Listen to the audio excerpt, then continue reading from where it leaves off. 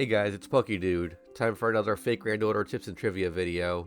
Today I'm going to talk about support lineups.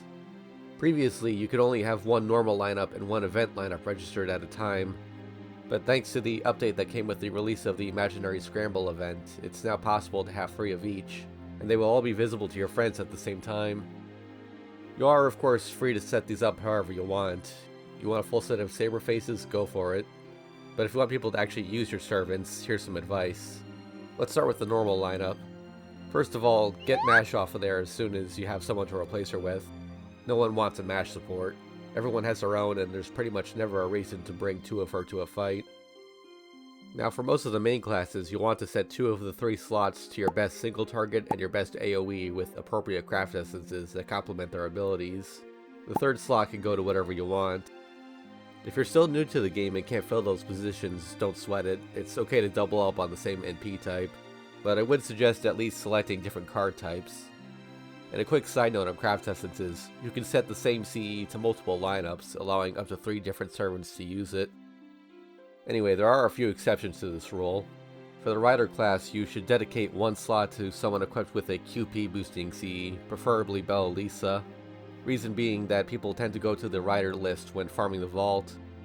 A servant with an AoE NP and a 50% battery is preferred, but not required.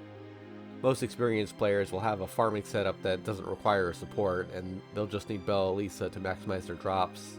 Oh, and make sure you max limit break it. If you didn't acquire and combine all 5 copies, just don't bother. Then we have the Caster class. If you've played the game for any length of time, you've probably noticed that there's not a lot of variety there. Caster is mainly known as a support class, and the top servants there are so good that they can improve just about any team. If you have any of these servants, you're pretty much obligated to put at least one of them on your support.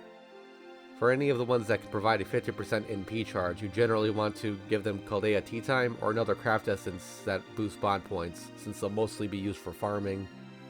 Some CEs like a Fragment of 2030, Prismacosmos, or their Bond CEs also make them even more powerful support units, but players rarely need those during day-to-day gameplay. If you want to equip them, the best time to do so is during the first couple weeks of a main chapter release, as that's when most players are going to be tackling especially challenging content with the normal support lineup.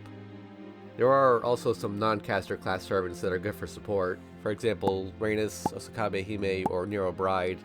Consider putting them up if you happen to have them. They're not as commonly used as the caster supports, but they can be helpful in some team comps. And lastly, we have the extra and all slots. At the time of recording this video, there are 6 extra classes in the Japanese version of the game, not including Shielder. So if you want to have 1 servant of every class up, you would need to occupy all 3 extra slots and all 3 all slots with these classes. Do not feel obligated to do this, even if you're fortunate enough to have 1 of each. Servants in this category can vary wildly in usefulness, so just pick the ones you like, even if they're redundant. That covers the normal lineup, so let's quickly go over the event lineup. First off, it's important to keep this list up to date. Even if you're not participating in an event, you should make sure other players have a use for your servants, or they may drop you from their friend list. Every major event will have a bonus craft essence and bonus servants. You can hit this button to toggle the list and quickly find the ones you need. If you don't get any CEs from the event's banner, you can still get the 3-star one by rolling on the friend point gacha. If you've got the FP to burn, try to get 5 copies so you can max limit break it later. As for the servants, there's always at least a couple bronze or silver servants on the list, so even a newer player will have something to put up. But only do this if you don't have any of the gold servants. In truth, no one wants to use these unless they're grailed. It's more of a shield against getting purged from people's friend lists than anything else. For the slots that you have no bonus servants for, you can just copy your normal lineup. Always equip your support caster with the best drop CE that you have for the event, or a party attack buff CE if the event has one, but not a self-attack buff. Try to give your other servants CEs based on the enemy classes in the event's best farming nodes. To maximize your FP gains, this may require frequent adjustments for the first week of the event, as new nodes get released daily. Once the event's challenge quest has been released, you may also want to equip an appropriate attacker with the damage CE, and possibly give your support caster a proper support CE.